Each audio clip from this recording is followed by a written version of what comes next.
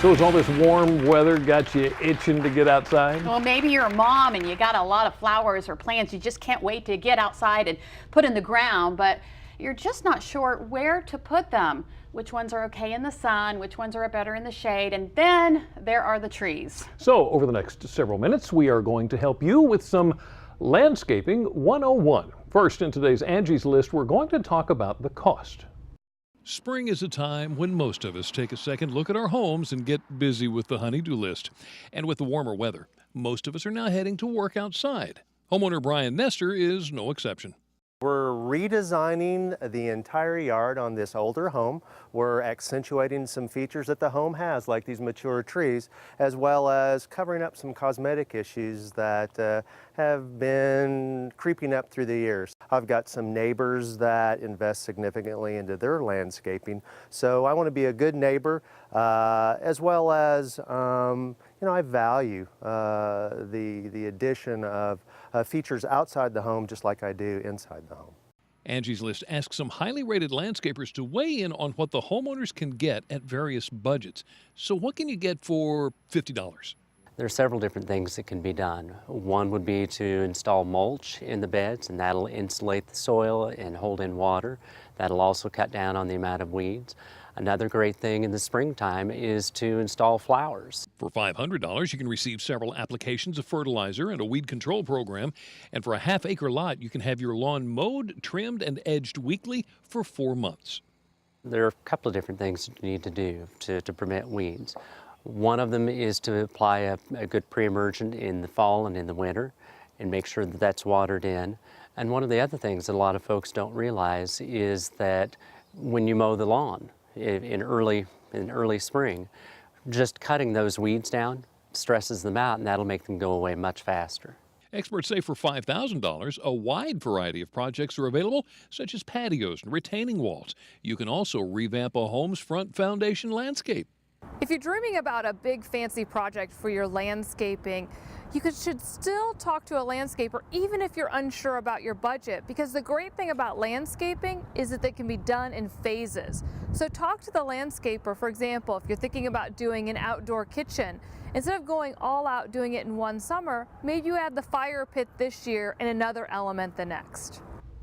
Okay, so part of your landscaping plan may include trees, or perhaps you've already got trees in your yard. You want them looking full and flourishing for years down the road.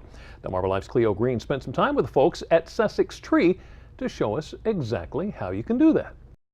Trees provide many benefits to all of us every day. They provide cooling shade and attract birds and wildlife.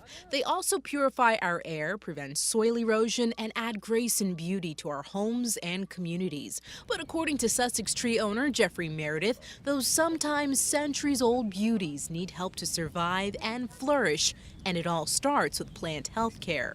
Plant health care is a complete, comprehensive maintenance program to help maintain not only the quality of the trees, but also the overall appearance, disease treatment, insect treatment, just to promote an overall healthy appearance of the trees and make sure they're maintained and taken care of. And who better to help care for your plants and trees than a doctor? Ryan Sims is a certified arborist or tree doctor. It's his job to inspect every tree on a homeowner's property to make sure they're healthy. We have a list of things that we check off. We'll walk the property with you and we'll show you exactly what's going on, and we'll give you the options that you have to treat your plants and trees. Ryan says most tree diseases are caused by fungi, which are prevalent in the spring and early summer months when the weather is rainy. Fungus is a big thing in this area, especially if your trees have not been trimmed. They hold in a lot of moisture, start to grow a fungus, and then it gets into, the root system, and we have to come in and, we can take care of funguses as well. So it's kind of like, it's almost like a cancer in a way on some trees. But Ryan says there is help. Well, that's what sets us apart. We like to come out and evaluate your tree first instead of just saying, hey, we're going to take this down. We want to be able to say we can save that tree and potentially make that better for the customer. Most of the time, if the trees can be saved, it is treated with a tree injection, which can cure several different types of problems, including nutrient deficiencies. Ryan says think of it as a person getting a needle. Well, I tell a lot of people, if you look at a tree kind of like how we are as human beings, we go into basically the vein of the tree, and the tree will take up the chemical. Ryan adds the tree experts use products that are environmentally friendly and effective, especially when it comes to insect and mite control. Insect and mite control is a big deal, especially around here. We have a lot of woodland around here. People want to keep their trees looking good. Bagworms, for instance, that are usually come out in June, July. I mean, overnight, a Leland cypress or any kind of evergreen, they can completely destroy. So getting in there and getting a contact spray is a good deal.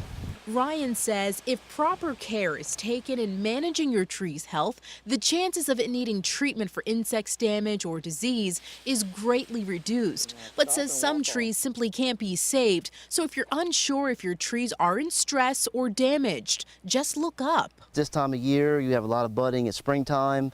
Trees are starting to bloom out. A lot of shrubbery starting to bloom out. If it's not blooming out and it's supposed to be, then we know that there is a problem, and then we'll go for a further evaluation process with that plant or shrubbery.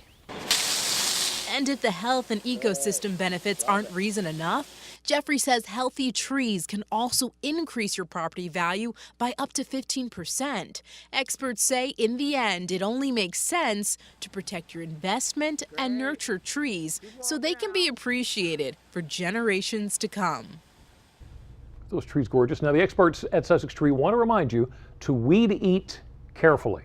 They say mowers and weed whackers can be tree enemies, nicking the bark, weakening the tree, and making an ideal entry point for disease. Another thing, according to Sussex Tree, you should mulch regularly. Pay particular attention around the base of your trees, with one exception. Don't mulch there if you live in the woodlands. Lisa?